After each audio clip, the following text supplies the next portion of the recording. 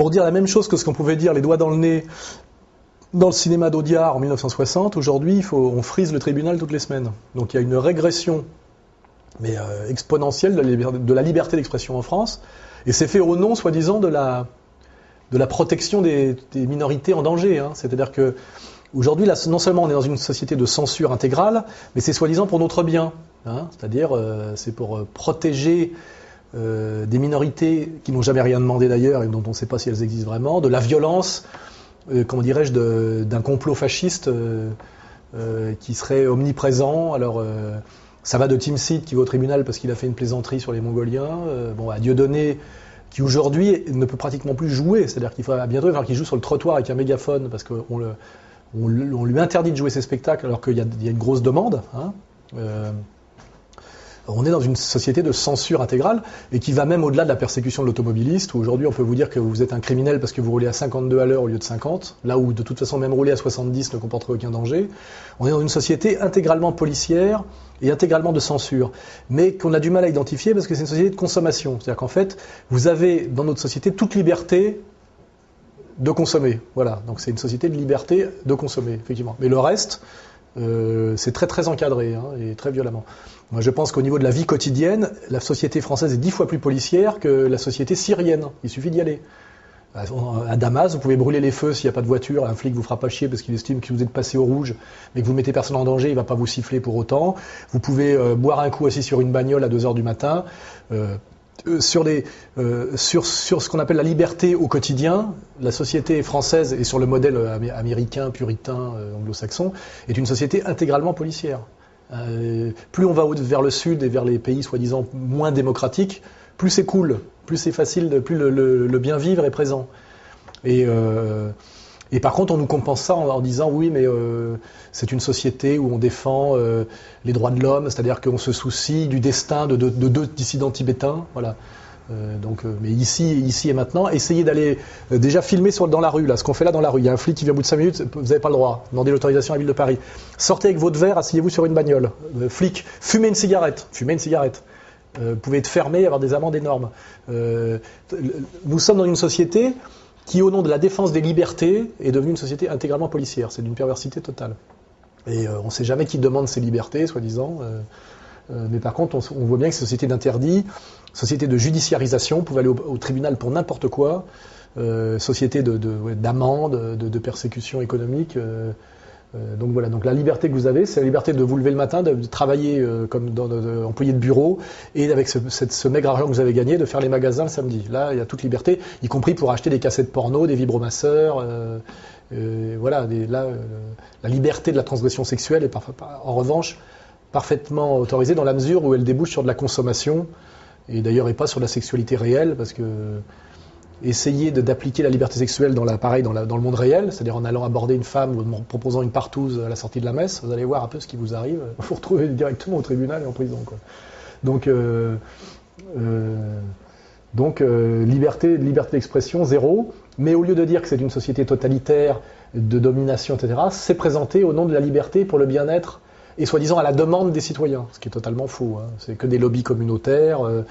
Donc on est une société de policière incroyablement plus perverse et plus subtile qu'est-ce qu'était la société policière, par exemple, en URSS. En URSS, on voyait un mec qui lisait un prompteur avec un uniforme, avec marqué Pravda derrière, tout le monde savait que c'était du bidon, et toute la vie se passait ailleurs.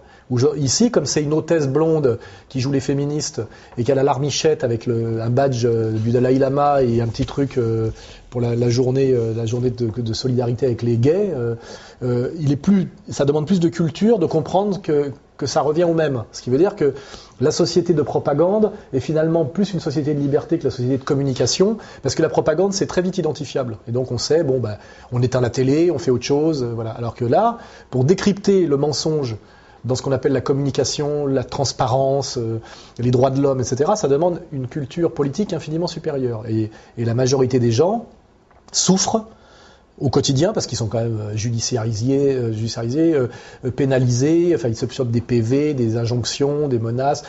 Simplement quand on veut louer un appartement même, etc., il faut montrer des feuilles de salaire, des trucs d'assurance, des machins. Quand on a un truc, il faut voir s'il n'y a pas des termites, des trucs, enfin des réglementations infiniment plus contraignante que dans aucun pays totalitaire qui a existé. Hein. Et tout ça étant pas totalement identifié, les gens sont dans une espèce de souffrance. Ils disent c'est marrant, je suis dans une société de liberté totale et je souffre terriblement. Donc il y a une vraie névrose de la non-prise de conscience d'une société en réalité totalement policière. Donc ça crée une souffrance qui est typique de la souffrance du mal non identifié. Hein. Les gens ne savent pas pourquoi ils sont si malheureux en disant c'est bizarre, je suis dans le paradis occidental de consommation, je devrais être totalement heureux, je souffre terriblement. Et c'est ça la réalité quotidienne qui est un vrai sujet de cinéma, un vrai sujet de roman qui n'est d'ailleurs pas écrit et pas fait, parce que tout ça c'est des arts aussi, ce sont des arts de collaboration. Et que le cinéma indépendant n'existe pratiquement plus, ni la littérature indépendante, mais ça serait un vrai sujet, de montrer au quotidien, en prenant un français moyen, en quoi la société est une société entièrement policière et de répression et d'injonction. Et que la seule chose qu'il a le droit de faire, c'est de se lever le matin, d'aller bosser, de toucher un petit salaire et de le dépenser entièrement en consommation inutile, voire même parfois transgressive. Et que tout le reste, c'est entièrement sous contrôle policier. Hein. Et nous qui essayons d'être réellement libres, parce qu'on essaie simplement de maintenir le niveau de liberté qu'on avait à la fin des années 70, ça demande de ruser en permanence, et puis ça passe par des condamnations, des violences, des souffrances. Il faut être terriblement rusé et organisé pour vivre au niveau de liberté, au niveau de liberté de la liberté des années 70. Hein, ça c'est une certitude pour moi. L'exemple que nous donnent les banlieues, c'est qu'on n'a aucun mérite à respecter la loi. Parce qu'en fait, aujourd'hui, quand vous parlez avec un policier, il vous dit c'est tellement difficile de faire payer un voyou de banlieue qu'on préfère s'acharner sur le français moyen, que lui on peut racketter impunément parce qu'il est solvable et qu'il ne fuit pas. Moi j'ai déjà des policiers qui m'ont dit ça. Ils m'ont dit de toute façon on vous contrôle, on vous met une amende parce que vous vous arrêtez. Les mecs en scooter sans casque, on les siffle même plus parce que de toute façon ils s'arrêtent pas. Donc on s'humilie même pas à essayer de les attraper. Il y a aujourd'hui dans le système policier en plus un système policier qui se tourne vers les classes moyennes blanches, françaises, voilà, c'est-à-dire qu'on va racketter ceux qui sont facilement rackettables. Et les délinquants, on n'y touche pas parce que c'est trop de boulot, c'est trop dangereux. Donc on a une société policière qui en plus s'acharne sur les gens qui n'ont rien à se reprocher, sur les gens qui respectent la loi. Parce que choper un PV parce que vous avez roulé à 52 avec une voiture au lieu de 50 sur la voie express à 2h30 du matin, ça s'appelle du racket. Hein.